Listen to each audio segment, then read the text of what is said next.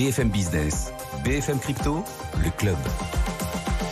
Chaque jour à 16h35, notre club BFM Crypto, en effet. Pauline Armandé, bonjour Pauline. Bonjour Guillaume. Chaque lundi, elle rédige pour vous la newsletter BFM Crypto, disponible à partir de 18h tout à l'heure et gratuitement. Agathe Laurent-Richard nous rejoint aussi. Bonjour Agathe. Bonjour. Bienvenue sur le plateau de BFM Business, consultante dans le Web 3. On parlera ensemble des femmes dans l'univers crypto, d'autant Pauline que vous y consacrez un papier justement, et on essaiera d'illustrer au maximum les choses. Vous nous direz aussi, Agathe, comment vous voyez l'avenir de cet écosystème. Et puis Vincent Bois nous accompagne, analyste technique pour IG. Bonjour Vincent. Bonjour. Ravi également Vincent de vous retrouver. On regarde le cours des cryptos, le cours du Bitcoin en ce tout début de semaine. On est toujours sous les 20 000, 19 242. On végète toujours sur le Bitcoin. Quel potentiel pour la suite d'après vous Vincent ? Alors oui, pour le moment, les marchés restent bloqués dans ce range de plus en plus restreint. On n'a pas de mouvement dont on parlait avec cette baisse de la volatilité qui peut amener justement à un fort mouvement, qu'il soit haussier ou baissier. On attend toujours la même chose finalement, cette probable cassure vers le haut pour aller chercher des niveaux 20 700, 21 000, mais qui n'est pas synonyme pour moi d'un retour de la tendance haussière, mais plutôt d'un bull trap et donc d'une hausse importante avant un retour baissier, comme on l'a vu précédemment dans les précédents mouvements depuis cette phase baissière qui a commencé l'année dernière, eh bien un fort mouvement haussier avant une accélération baissière. Donc ici, toujours une baisse de la volatilité, un range qui se restreint de plus en plus et on attend à la hausse, donc je le disais, si on casse les 20 000, on peut aller chercher ce niveau justement pour aller chercher la liquidité vers les 20 700, 21 000 avant un retour baissier brutal. Si au contraire on baisse, on continue cette tendance baissière à plus court terme, les 19 100 $ pourrait nous amener un peu en dessous des 19 000, mais à la baisse, c'est plutôt aller chercher les 18 200 toujours pour casser cette dynamique, ou casser plutôt ce range sans réelle tendance. Donc voilà un peu les niveaux, qu'ils soient à la hausse ou à la baisse, mais on est toujours bloqué dans ce range. Et peut-être que cette semaine et la suivante pourraient permettre, puisque nous attendons beaucoup de rendez-vous, notamment sur le marché traditionnel, pourraient permettre justement de trouver une tendance. Même discours, même potentiel, même vision sur l'Ether, où les choses sont différentes maintenant qu'Ether a changé de preuve de travail et passé au proof of stake. Alors, cela a changé au tout début, puisqu'on voit qu'il y a eu une grande volatilité, en tout cas un peu plus importante que ce qu'on observe sur le Bitcoin, sur l'Ether, vers la mi-septembre et pendant quelques séances. Et puis par la suite, un range de la même façon. On est ici depuis fin septembre sur un range très restreint, 1200, 1400 $. Et donc, même type d'évolution, le changement finalement de validation que l'on a vu sur la blockchain n'a pas d'impact actuellement sur le cours de l'Ether. On a eu très rapidement juste avant et pendant The Merge, mais actuellement on est dans le même schéma, donc d'attente, de baisse de la volatilité et d'attente d'un mouvement important. Ici, à la hausse toujours, notre objectif était d'aller chercher les 1400, 1420 $ avant ce même schéma qu'on a expliqué sur le Bitcoin et donc un retour baissier important.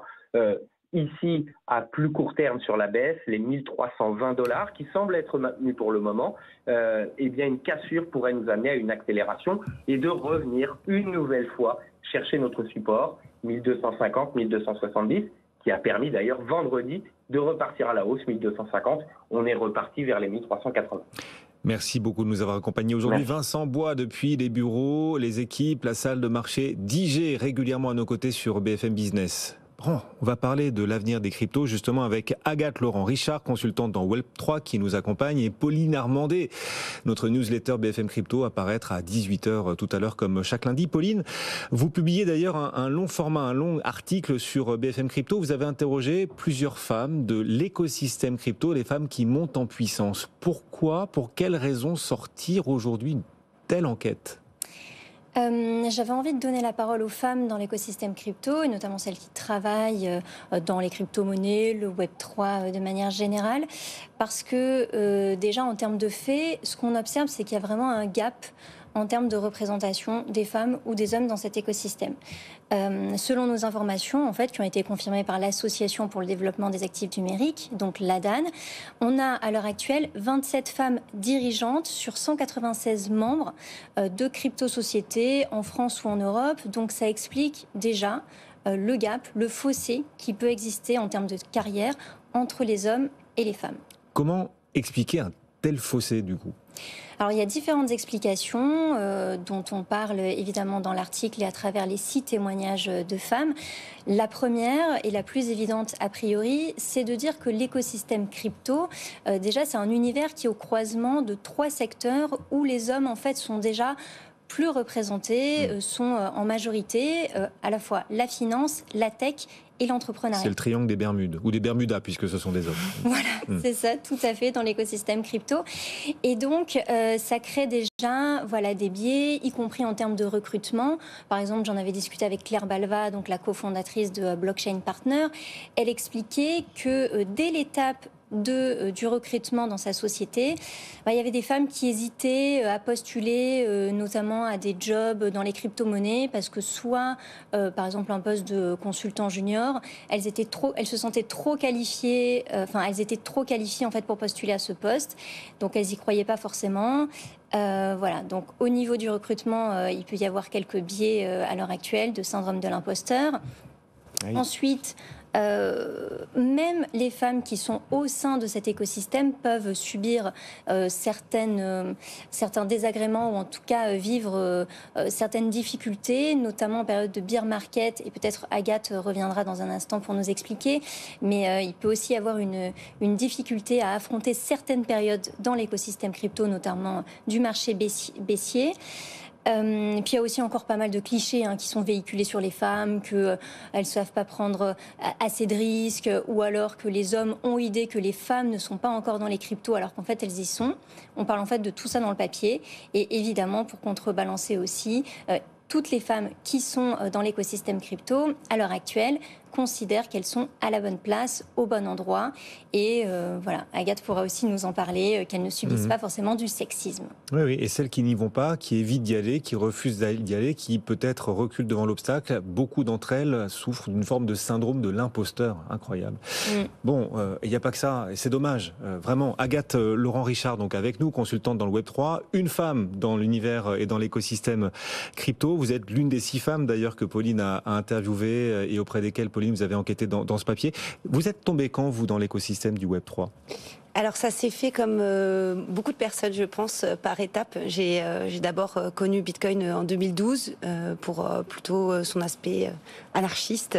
Et puis en 2016, je m'y suis repenchée un peu apparemment, mais j'ai oublié. Et finalement, c'est en investissant et en mettant des billes dedans, en prenant des risques, que j'ai fini par tomber complètement dans ce qu'on appelle le rabbit hole, donc le terrier de lapin, et que je n'en suis plus sortie. Et maintenant, je suis à plein temps dans ce milieu-là depuis 1 an environ. Et vous faites quoi ? Vous grattez quoi dans le terrier ? Enfin, à quoi servez-vous ? Qu'est-ce que vous apportez à l'écosystème crypto ? On dit, voilà, je vous ai présenté tout à l'heure comme consultante Web3. Qu'est-ce que ça veut dire ? Alors, moi, j'ai 2 casquettes, en fait, qui se nourrissent l'une l'autre. Je suis créatrice de contenu. J'anime une émission un peu comme vous, mais en live sur LinkedIn et sur YouTube qui s'appelle Le Monde ou Rien, tous les mercredis matins, où j'invite ce que j'appelle les conquérants du Web3 à venir se présenter leurs projets et leurs visions. Donc, c'est très axé entrepreneuriat et investissement comme émission. C'est l'angle par lequel je m'intègre dans le Web3 surtout. Les conquérants du Web3, c'est génial. C'est ça, ouais. Parce que en fait, je pense qu'il y a, c'est un chemin où il y a beaucoup de désillusions, et donc il faut être quand même, on est pionnier et donc et pionnière, et donc il faut être un peu dur à cuire, je pense, quel que soit notre genre, pour intégrer ce milieu et construire des choses dedans. Mais c'est ce qui est génial. Donc je les mets en avant, et ça me permet d'aborder des problématiques transversales qui touchent le secteur. Donc c'est un lieu de débat aussi, cette émission. Je crée aussi d'autres contenus avec des formats vidéo plus courts. Et ensuite, le consulting, c'est venu pour gagner ma vie, parce que la monétisation, il faut grossir énormément, ça prend du temps, surtout si on souhaite conserver une ligne éditoriale de qualité. C'est ça. Donc je fais de la stratégie en marketing pour des entreprises dans le Web3 ou qui souhaitent se lancer dans le Web3. Une des pionnières dans cet univers. Et donc, ça fait combien de temps que vous évoluez dans l'univers du Web3 et des cryptos? Alors, complètement professionnellement, 1 an seulement. Ouais. Mais bon, voilà, j'étais déjà engagée auparavant pour des raisons de finances personnelles. Et dans cette enquête que propose Pauline, qu'on peut retrouver sur BFM Crypto, sur notre site BFM Business aussi, dans cette enquête, de nombreuses femmes indiquent leur difficulté à se faire entendre ou à s'insérer dans le milieu du Web3. Est-ce que ça a été ou est-ce que c'est peut-être encore aujourd'hui votre cas? Alors moi, pas totalement. En fait, c'est plus nuancé que ça, je dirais. C'est-à-dire que je ne pense pas qu'il y ait de barrière à l'entrée dans le Web3. Je pense que toutes les femmes sont les bienvenues. En revanche, j'ai été confrontée, comme dans mes milieux précédents, qui étaient aussi dans la tech, l'entrepreneuriat, etc., des milieux plutôt masculins, à ce qu'on appelle parfois les boomers, ou en tout cas l'ancienne génération de dirigeants, qui eux ont un peu de mal, parce que je pense qu'on dépasse un petit peu quand on est la seule parmi une dizaine d'hommes. Nos voix sont un petit peu plus aiguës, on a un peu plus de choix dans nos vêtements, donc peut-être, je sais pas. En tout cas, j'ai l'impression de devoir beaucoup plus me justifier une fois que je suis visible, d'avoir besoin de prouver ma légitimité beaucoup plus. Et c'est quelque chose qu'on se dit entre nous, entre femmes, assez souvent. Donc je pense que c'est le cas. Mais le Web3 n'est pas pour moi plus sexiste que ces milieux-là. Au contraire, je trouve qu'il l'est moins, parce que il est dirigé par une idéologie libérale qui souhaite plus de démocratie, plus de profils différents. L'émancipation. Exactement. Donc en fait, c'est plutôt on va dans le bon sens. Oui, et donc votre message, c'est soyons plus nombreuses et les choses s'amélioreront d'elles-mêmes. Exactement, c'est exactement mon message. Soyons plus nombreuses dans l'écosystème.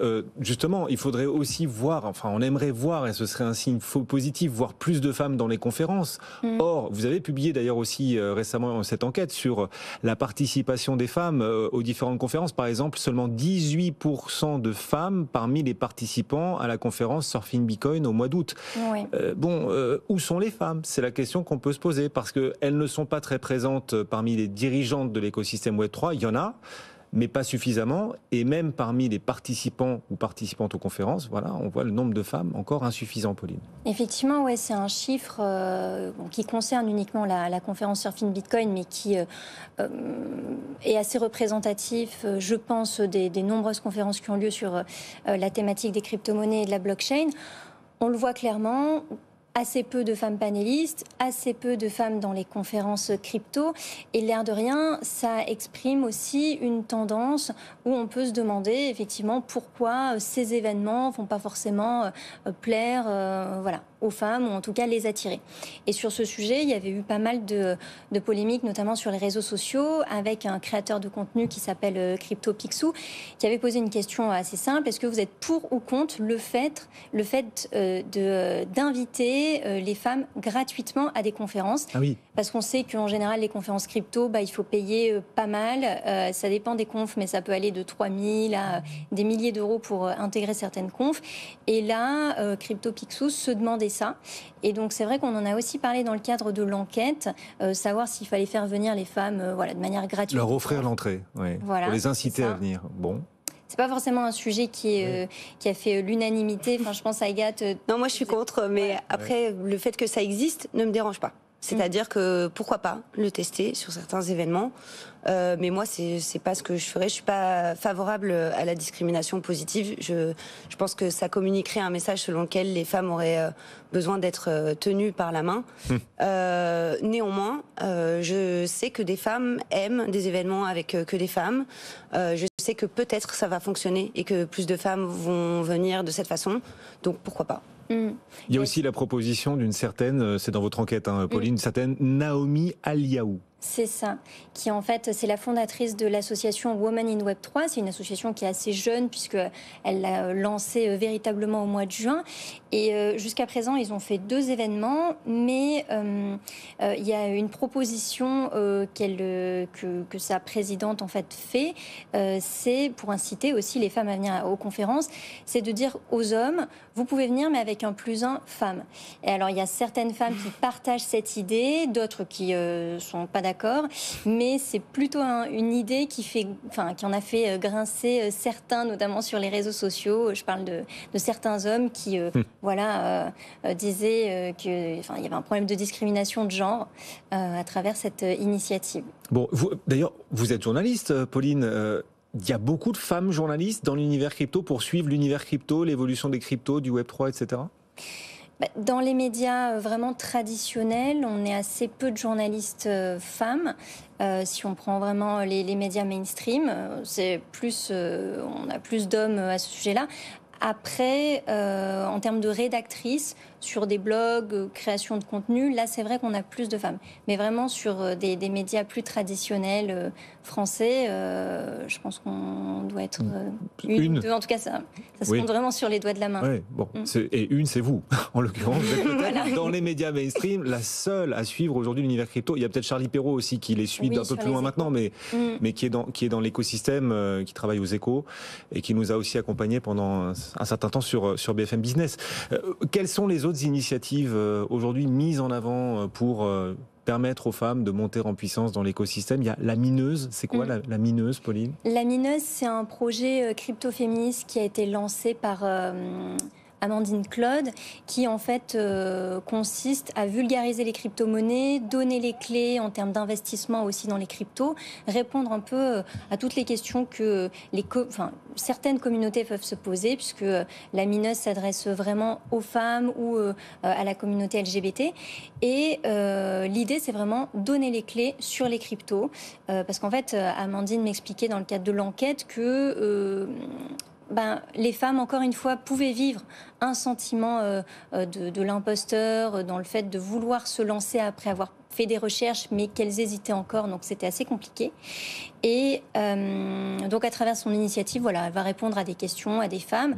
À l'heure actuelle, il y a un groupe privé sur lequel plusieurs femmes échangent et peuvent poser des questions en fait un peu en lieu sûr, sans avoir peur de se faire attaquer ou en tout cas juger par rapport à des questions qui seraient considérées comme éventuellement stupides par d'autres. Voilà. Elle discute en lieu sûr, et donc ça, c'est le projet La Mineuse d'Amandine Claude. Alors, il y a cette initiative, La Mineuse, il y a Women in Web3, que vous avez évoqué aussi, les femmes sur les réseaux sociaux. Agathe Laurent-Richard, on rappelle, vous êtes consultante dans le Web3. Est-ce que l'une de ces initiatives vous convainc plus qu'une autre? Est-ce que vous êtes favorable à tout ça? Est-ce qu'il en manque une? Enfin, comment est-ce que vous regardez tout ça en tant que femme dans l'écosystème, qui souhaite voir plus de femmes dans l'écosystème?